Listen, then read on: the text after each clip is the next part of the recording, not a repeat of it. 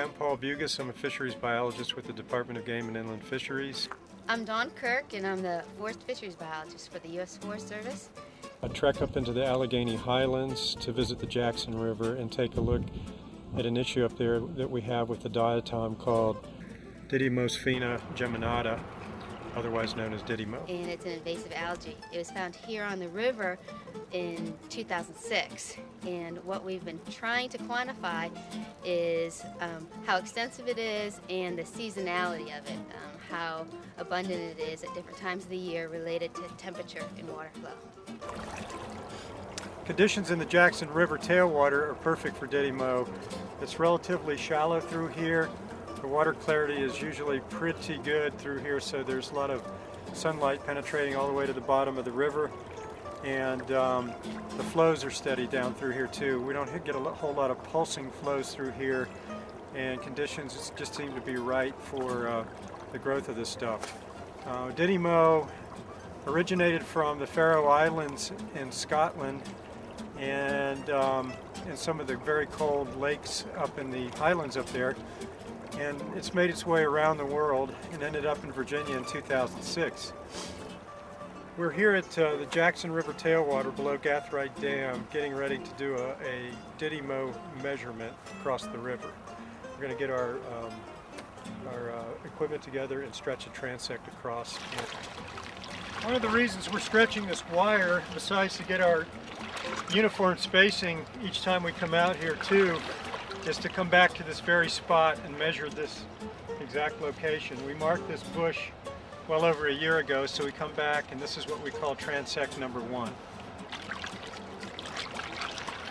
This little cottony clump here and over here, the brownish white clumps, that's Didymo. That's what we're looking for.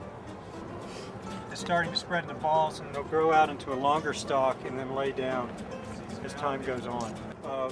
The colonization across the river bottom to see whether or not it's thicker in the summer versus the winter, and just to get an idea of general growth, if you will. And what I'm looking for in each quad is presence of Didymo. And I give Dawn a number between 0 and 4 for each of these measurements, and it gives us a relative idea of how much Didymo is covering the river bottom within this 1 square meter.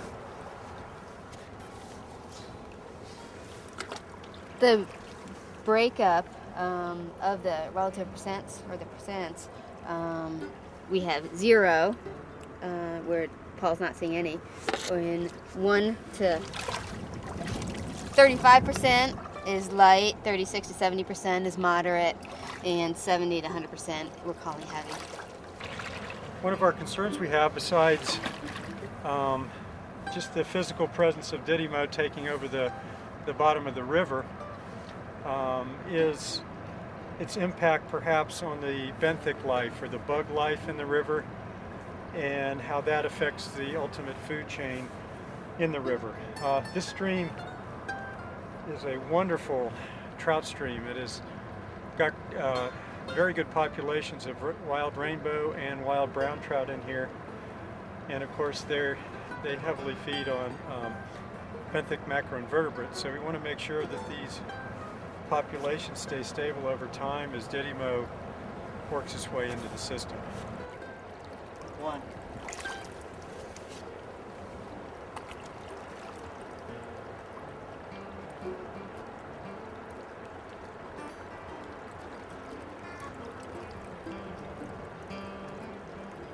What we found in this study this past year, this is a 0, is that Didymo during the winter months sort of, you start to see small colonies in the buds, little cotton balls, and it really starts coming on and it sort of peaks out in May and June.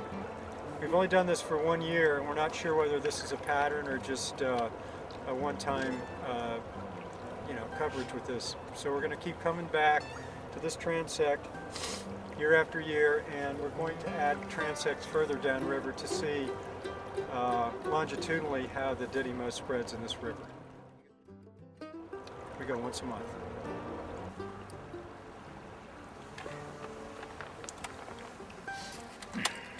Our final measurement of this project is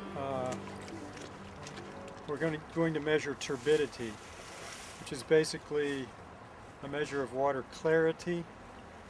Water picks up sediment, picks up detritus, picks up bits of algae, and a quick turbidity test will tell us basically how clear the water is.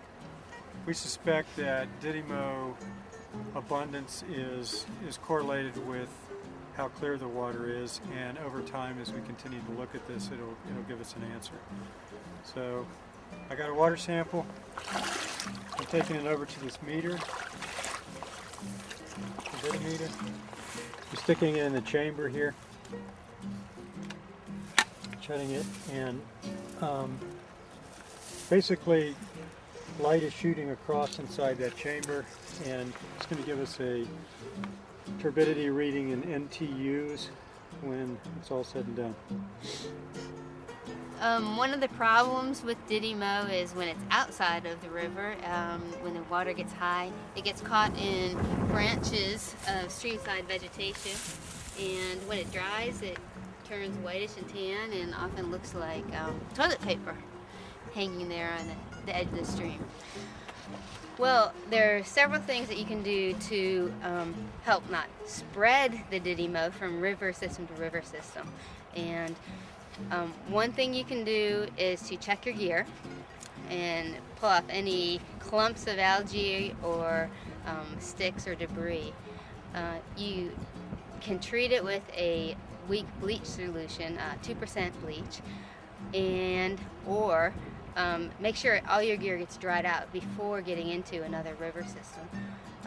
And that would be leave it out in the sun for a couple days and get it good and dry to kill any of the algae cells.